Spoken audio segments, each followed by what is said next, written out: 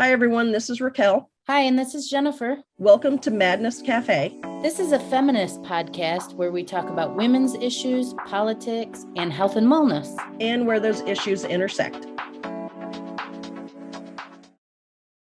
Hey, everybody. This is Raquel. Welcome back to the show. Today, we are going to talk about feminism.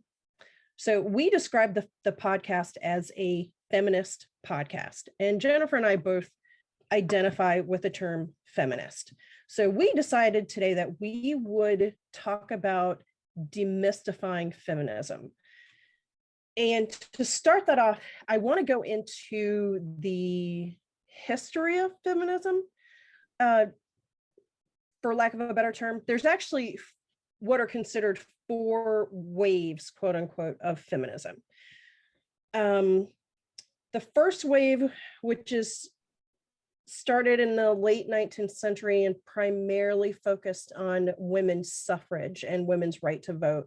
And as I think we're all very well aware, that focused on white women. It didn't focus on people of color or women of color at all. The second wave, which was roughly from the 1960s to the 1990s, was really broadening the debate around feminism and women's issues and women's rights. And it also encompassed more issues such as pay equality, reproductive rights, female sexuality, and domestic violence.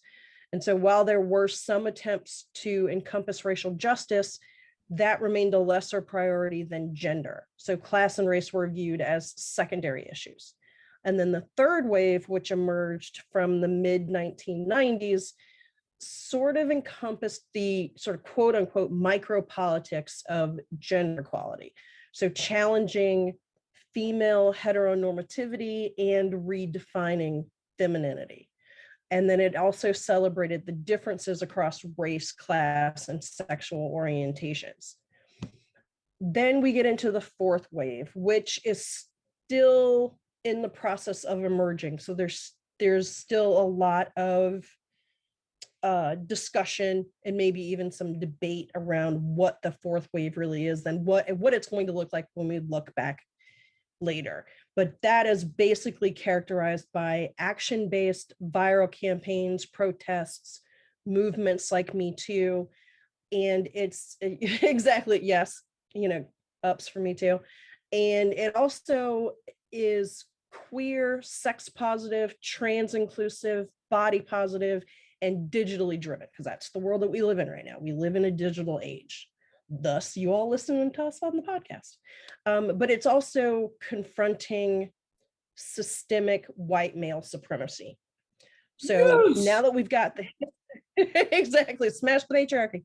So now that we've gotten that out of the way, Jennifer and I are going to talk a little bit about what that means for us, what feminism means for us and the term feminist, and why we adopt that language for ourselves. And then we'll go into some of the misconceptions and the negative stereotypes that surround feminism. And this isn't going to be an end-all be-all conversation. We just want to get this out there and get started on it. And then hopefully you all will do some more research on your own and maybe think about your own views about feminism and whether or not those are actually your views or whether you're just believing and accepting all of the negative stereotypes that have been basically put on us by the patriarchy. So damn, that I've just talked a lot. Yeah. Well, thank you. So Jennifer, your turn. That was excellent. I love that you do your research, and I hadn't really heard the history like that. I did a different kind of research today. I talked to my two girls who live with women. I talked to my two women who live with me here in the household, and I told them we were having this podcast, and I said, I'm going to define what feminism means to me. And I'm going to read here for a second, because this is what my daughters, age 21 and 15, said to me. Sure. Feminism is wanting to walk alone at night without the fear of being raped, murdered, or kidnapped. Okay, that as a mother, I don't want my kids to fear that stuff. Feminism Wow. is wanting to wear a skirt without immediately being sexualized. Let that Wow. one stick with you. For me, feminism has always just boiled down to men, women, people, all equal, all people. Mhm. So that's feminism to me. I know there are holes in that we're going to get into, especially around the you already brought it up about the sectional. I can never say that word. Say that word for me. Intersectionality. Intersectionality of feminism. I know we have some big issues in this country and probably around the world, but for me, it means men, women, all people are equal. Right? That's what feminism means to me.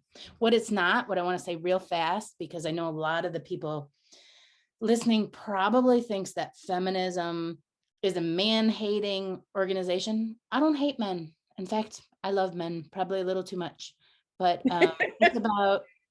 it's about loving myself just as much, right? I like that. What do you think, Raquel? Well, feminism for me is believing in the not only the strength of women, because we all know women are strong. Women are incredibly strong. Physically, emotionally, mentally, yes, absolutely. You know, flexing that muscle. Yep. You know, we all know that women are incredibly strong and resilient, but I also believe in the equality of women. And I think that gets lost. There's so many issues that are in place and have been in place, which I think people don't really think about, that were in place to sort of quote unquote for the protection of women, but essentially were infantilizing women and putting men, exactly, yes, and keeping men in a position of power over women. Yes. So for me, feminist stands against all that. For instance, women now can buy property in their own names alone, without a man, without their husband, without their dad. Women can have credit cards on their own, without their dad, without their husband. Women can have bank accounts on their own, without their fathers, it's or without their husbands. archaic. Yes, and what I don't think people realize is that was all very real as recent as, I believe it was 1972 or 1973, that up until that point, a woman could not get a credit card on her own in her own name without having either a co-signer, which would almost always be their father or their husband. So if you believe that you can have your own credit card, make your own money, manage your own money, buy your own home by yourself in your own name, that means you are a feminist. It also means that if you can do all of those things, which you can, you are benefiting from feminism. So go ahead, own it, call yourself a feminist, and be proud of it. So Raquel, what I think is really interesting about what you're saying is you said feminism has negative connotations. And I get that you feel that way and you've probably felt that. And I've heard some people feel that. I've never felt one negative vibe about being a feminist. I think being a feminist is like, yeah, we're grooving in the right direction. Right. Like, I don't see it. Now, I know people who have misconceptions about what feminism is, but I've never seen it as a negative. Like, I don't see it as an insult or something you want to stay away from. Right. And I agree with it. I don't consider it an insult either. I mean, I wear that label proudly and always have. Like, I was that weird kid who even, you know, at the young age of 9, was like, yeah, of course I'm a feminist. Of course I believe But women you are think strong. other people think that term is derogatory? But other people, and people have said this to me before, and I've heard it, you know, in the news and, you know, even in, you know, say entertainment or whatever, that people view the label feminist as a quote unquote bad word. because of the stereotypes that go along with it. The stereotypes of, oh, well, if I say I'm a feminist, then that must mean that I hate men. Yeah. I don't hate men. You don't hate men. I mean, as a group, I hate right? I some mean, yeah, men. we all know, God, Right. I hate some men, but not all men. Right.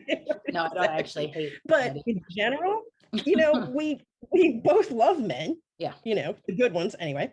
We don't feel that in general that we're superior to men. I mean, and we're both pretty smart cookies, but and yeah, there are some men who are not as smart as us. But I think generally, a fine line here. I know, walking a fine line. You're walking and a I know fine line. I know, and somebody's gonna write in and be like, okay, Raquel, you're being, a pain in the neck, but whatever.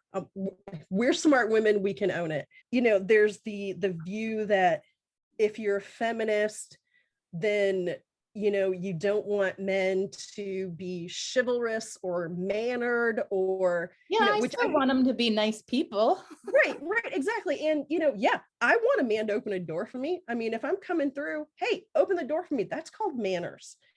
Same as if I'm walking through a door and I see a woman coming by me and she's got an armload full of stuff, I'm gonna open the door for her. I mean, that's just manners. Oh, and another one that I've heard before too is that feminism is against, say, if a woman decides she wants to stay home, she doesn't want to work. I have heard that. Work outside the home. Yeah. That she wants to have babies and focus on raising the children, and and her husband work outside the home while she works inside the home. Legitimate.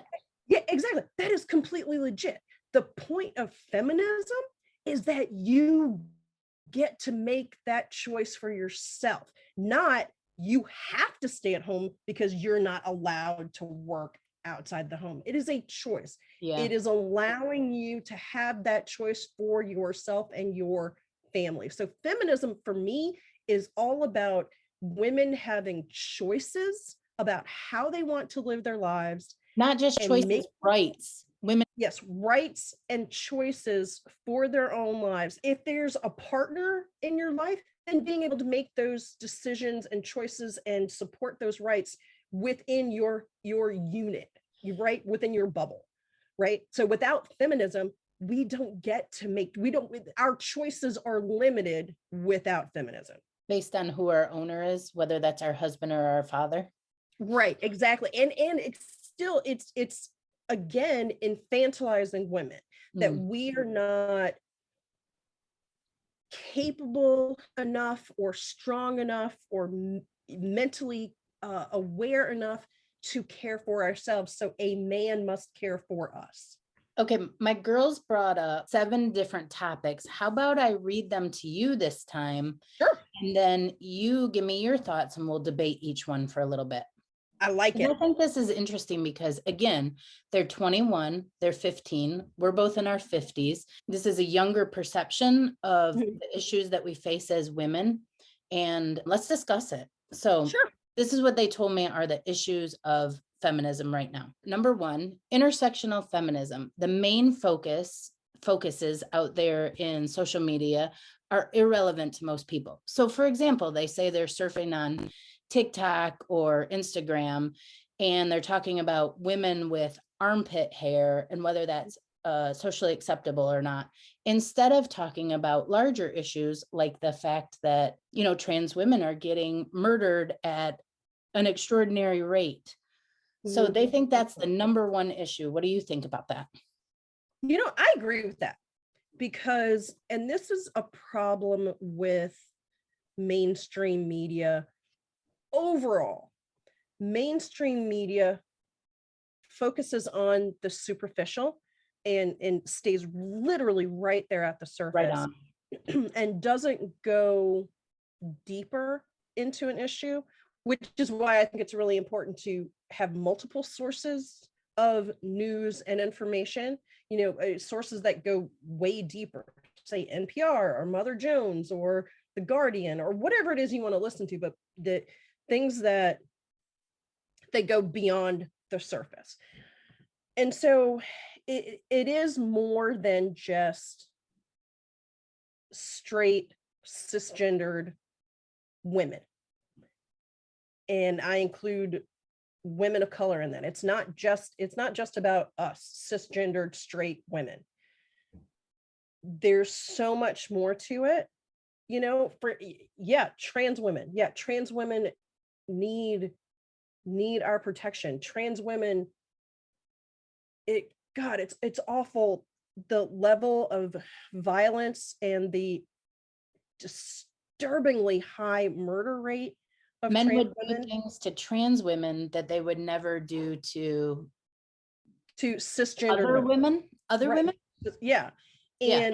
And trans women of color, oh my God, it's even worse, the murder rate for them. So yeah, I agree with your daughters. There's more to feminism than just what is Us. covered at the surface, than just you and me.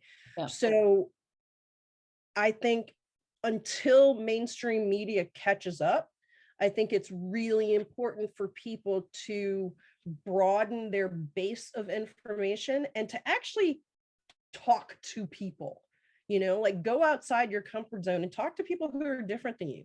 Read information about people who are different than you. You know, same thing with the book club. Reading books about people who are not like you so that you can broaden your frame of reference. Yeah. So Agreed. I agree wholeheartedly with your daughters. Okay, problem number 2, you defined that we're dealing with the fourth wave of feminism. Problem number 2 of the fourth wave of feminism is the over-sexualization of young girls and women sexualizing themselves because they're told they're taking their power back. So for example, in some cases, young girls as young as 12 are like dressing in garter belts and stuff on Instagram. And they're saying they're doing that to take back the power, but really it's for the same gaze, catering to the male gaze. That's Right. what my daughters say. What say you about that, Raquel? Sexualization of children. I am not here for it. I am not. And okay, But so these young women are choosing themselves to put right. on. If a woman, a full-grown adult woman, is choosing to sexualize herself, that's fine if it is her choice. Because But what is she doing it for? Because it's a choice. Well, that's something that she has to wrestle with for herself. I think each woman has to wrestle with that for herself. She's doing it for the patriarchy. But then that's an internalized patriarchy that she has to deal with, that she has to struggle with. And so she can do that for herself. But Raquel, because of the social media and everything, these young girls are doing the same thing that the older women, like I'm not doing that, but what we're doing, they're internalizing the patriarchy much younger. They're saying, I'm taking this power and I'm going to go out there and I'm going to show you who's in charge of their sex life. But yet men are scrolling and looking at these images of 12-year-olds in garter belts. Okay, I see what you're saying. I know exactly where you're going with it. But my thing is, if you are 12 years old, you are still a child. For sure. There should still be guardrails around your life until you are old enough to understand what is going on. So, and I know people are going to come at me about this because I do not have children. I don't care. I was a child. I get it. So I can understand these things without having children. But if your daughter at age 12 is doing some things that she shouldn't, look into that. There needs to be a conversation around that. And there needs to be a discussion where you're telling that daughter, look, honey, this is what the world is. And I understand what you think sexuality is right now, but you don't get it yet. You are 12. There are things that you don't know yet. Your brain is not fully developed yet. There, as smart as you are, or as smart as you think you are, there are things that you don't understand yet. You're not ready for this yet. That's why life is to be lived in stages. That's why you aren't born a full-grown adult. Let life happen in stages. Don't take that on yet. When you're older, fine. live your life, be safe, make decisions for you, not based on what you think some guy wants or some girl wants or whoever your attention you're trying to get. But they're saying they're not doing it for the guy. They're not doing it for the girl. They're not doing it for the external. They're taking their power back. I get that, but they're 12. But they're 12. They don't have power. They don't have power. That's why we're pointing out. Somebody needs to tell them. Right. They don't have power. Okay. They're 12. Number 3. Okay. Now this one's interesting that my kids picked up on this. Okay. Dad bod versus mom bod. So in the world of social media, because that's what we're talking about right now. Yeah. The dad bod is respected because he's handsome. He's got a little bit of belly. It's okay. The mom bod, the mom who actually had the baby, pumped it out, is supposed to get back that pre-baby body in 6 weeks, right? So the dad bod is hot. The mom bod is criticized. What say you about this? I think that's, I completely agree with your daughters, and I think it's complete and utter bullshit that exists. I'm sorry. Look, the fact that a woman can grow and birth a child is phenomenal. And I'm sorry, I don't want to have children. I know what my level of pain is, and it does not include giving birth to children. So my head is off to women who give birth to children. My head is off to women who raise children. But just right now, we're just talking about women who give birth. So, you've given birth. You've done something that truly is miraculous. I mean, regardless of how you think of that word, it is miraculous. So you get to heal. You get time. And honestly, we need to get away from horribly awful stereotypes and ideals in the mom bod should be celebrated. We should be like, look at this beautiful feminine curvaceous body that gave life, but instead we're like, where's your flat belly? Yeah, it's ridiculous. But honestly, okay, and so whenever I start to get down about my own body, and no, I have not had children, my body just looks like it did. Raquel. Funny. So when I get down about my body, sometimes what really helps me is, those statuettes or little figurines of the feminine body from, like, I don't know, prehistoric or whatever, and they're very curvy, and it's like the heavy breast, curvy body, and the how women are supposed to look. Yeah, right. And I look at those, and and those are seen as an icon, a goddess of femininity. And I think, well, you know what? People worshipped that for millennia before the whole idea of, little skinny chicks with no curves and flat stomach and no anything. Well, we love little skinny chicks too. Well, little skinny chicks are good too, but they're not the only ideal. No, they're not the only ideal. The problem is with that word ideal.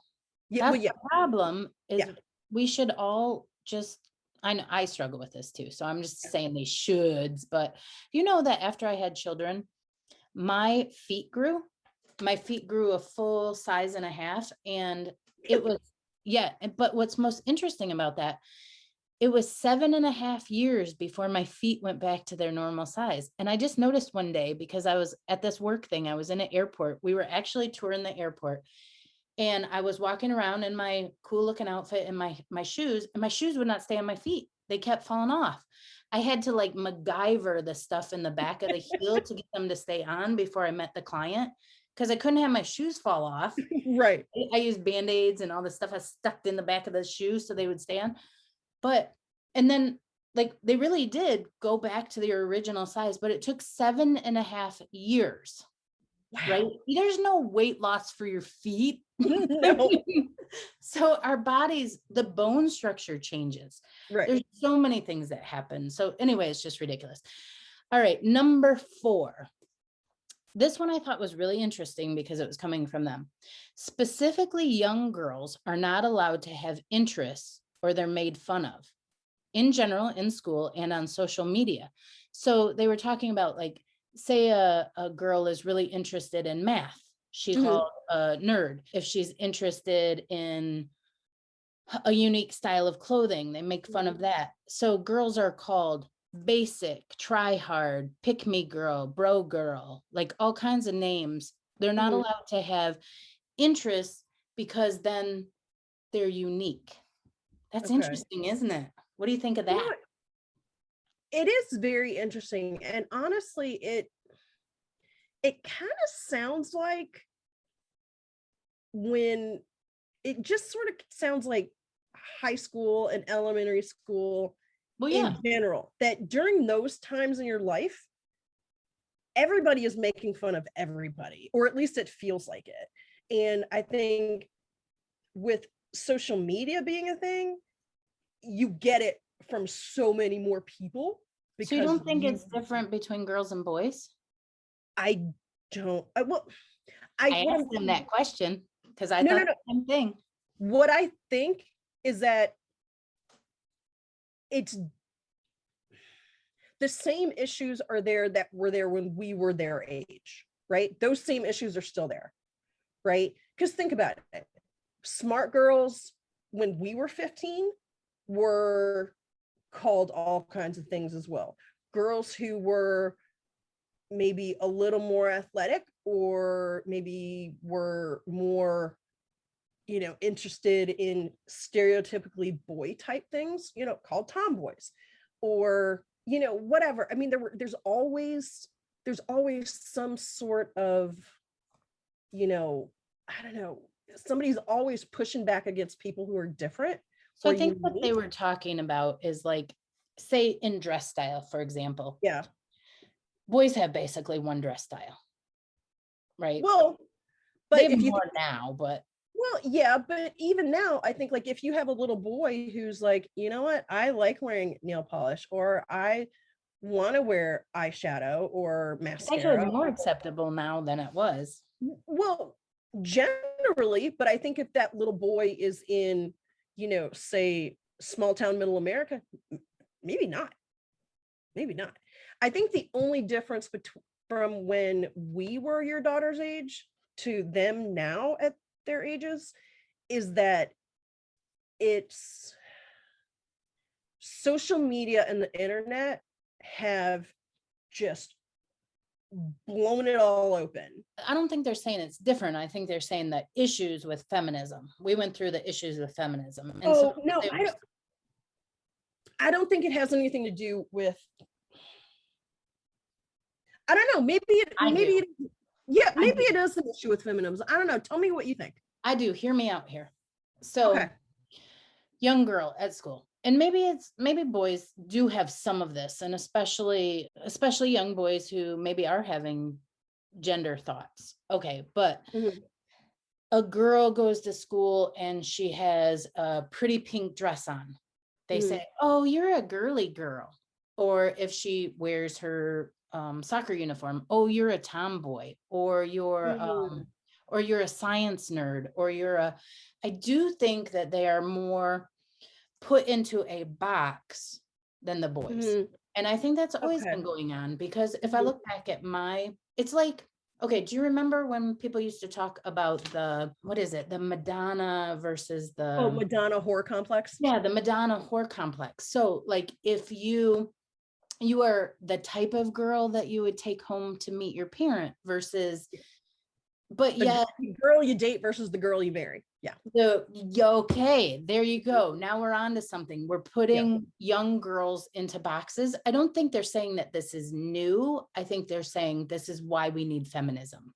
Oh, absolutely. Yeah, Yes, absolutely. They are right. Yes. That because is that is another reason why we need feminism. Yes, absolutely. and no matter what you do, so you do wear a short skirt or something and you're immediately sexualized and you're called a whore. But if you wear the long skirt, you're called uptight and prude, or so you can't really win no matter what. And I think that's what it's, labels. We have all these labels as women. We do. You're We good, you're do. bad, you're whatever. anyway, that's what they were saying. Yeah, And this rolls absolutely. into number 5, because there is this big thing, and they actually make fun of me for this all the time. It's that I'm not like other girls. Do you remember like really trying to be not, maybe you didn't do this, but I did. I'm not Yeah. like other girls. I'm different, which really is internalized misogyny, because it's the whole idea of being a girl is bad, but I'm not like those other girls. I'm different. I'm special. I'm, maybe I relate to boys more because I play sports, or maybe Yep. I'm not like, so that in itself, that's been going on forever because I've been Mhm. playing that game forever. They call me out about it all the time. They're like, Mhm. oh, I'm not like other girls. Like, but being like another girl is a insult. We should Yeah. be I hear that. celebrating. Yeah. We should be celebrating womanhood. We Right. women have a lot in common that we should be celebrating. And the reason those girls are pissed or women are pissed is because you're not treating them right. And so I'm not going to let you get away with your bullshit. I'm going to be just like those other women, and I'm not going to let you get away with that bullshit. I like that. Yeah, that makes a lot of sense. Yeah. That makes a lot of sense. And honestly, yeah, I don't know if I'd given that a whole lot of thought. I've only given it thought because they call me out on it all the time, because that has been Wow. so internalized that, Yeah. well, think about it. Yeah. This is number 7 on the list, which goes right into it. All of the things that they say about women and girls that are, you throw like a girl, you're being a pussy. A Hmm. pussy, a vagina, Hmm. gave life. It's probably the Right. strongest thing in the world, right? But you're being a pussy is perceived as being weak and scared. But Right. then if you're a man, they say, grab your ball. What do they say? Oh, grab him by the balls. Grab him Grab by the life by the balls. balls. Like, and that's the sign of like this strength. But in reality, if you kick a guy in the balls, he's like down and out, right? Right. That's a really weak spot on his body. But Yeah. in our language, we bring women down and we bring men up. Don't throw Right. like a girl, don't run like a girl, you're being a pussy. Yeah. It's like I couldn't even say that word until I was like 50 years old, right? Because it's the Right. same on Right. a Yeah. woman. Well, yeah. Well, actually, I hope I'm getting this right, but Betty White, I think, has She did. um a thing about that, about being called a pussy. And she's like, yeah, call me a pussy. I mean, think about it. That thing, Vaginas get like pounded in sex, then they give birth and push a human out of them. She's like, yeah, call me a pussy. Fine. Right. yeah. And I remember the first time I read that, I was like, oh, here we go. Oh Yeah, no, what is she gonna say? yeah, but But really then strong, really flexible, and also sacred. yes, but and she's right. But vaginas are incredibly strong. Right. So I think So we need boys, to watch your vagina talk. exactly, yes. And women who have sons, talk to them about this and make sure they watch their vagina and pussy talk. But there is So yeah, a lot of, I mean, words are super powerful. And yeah. so in our culture, we have taken the words that refer to women Mhm. and we have made them into insults. And we have Yes. taken the words that refer to men and we've made them into this sign of strength. And again, I'm not trying to say men aren't strong. I believe men have a different kind of strength. Absolutely. I respect the man's strength. And I especially respect the man's strength when the man is using his voice to make change, to stick up for women, to talk about the thing that bothered me the most after George Floyd, to be honest. I wanted to know, where were all the white American men that have power? Where were they? They didn't Yeah. speak up. They didn't say anything. They were the people that could have said, no, this is wrong, because they were allowed to say it.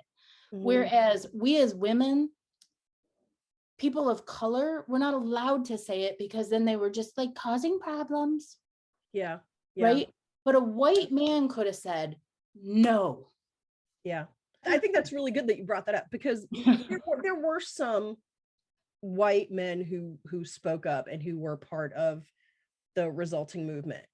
Uh, I am thankful that I know some of those white men who stood up and But used those actually words. use words or just posted Yes. stuff on social media that No, would. no, you actually used their words, not just reposting what somebody else put out. So Right. yeah, so there are some, right? And then there are some white men in power who used their words as well. Not as many as we would like, and definitely not as many as could be, but there were some.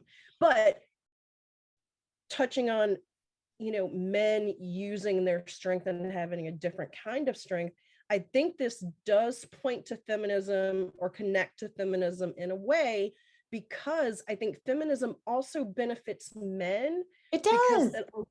it allows men to be able to access a softer part of themselves and to actually listen to it and speak from it and make decisions from that, so that they can then stand up against the whole idea of toxic masculinity, which is what we're touching on with the whole thing of, you know, don't be a pussy, grab him by the balls, that kind of stuff. That's all part of toxic masculinity. And okay, I'm going to nerd out for 1 second here, Good. because I know I got to do it. It's part of my makeup. But I looked at a Pew Research Center study about feminism, and it says that 4 in 10 men in the US say that the term feminist describes them at least somewhat well. But there's a breakdown, though, as far as Democratic men versus Republican men. It says Democratic men are more than twice as likely as their Republican counterparts to say feminist describes them well. It's 54% versus 26%.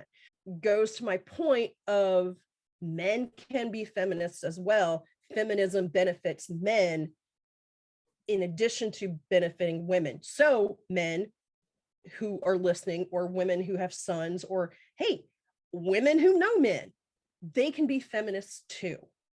In fact, they should be, because what helps us helps them as well. It makes life better for them. A rising tide lifts all boats. I would love to date a feminist man. I think that would be totally hot. Honey, you and me both. I mean, totally hot. We need to find some. All right.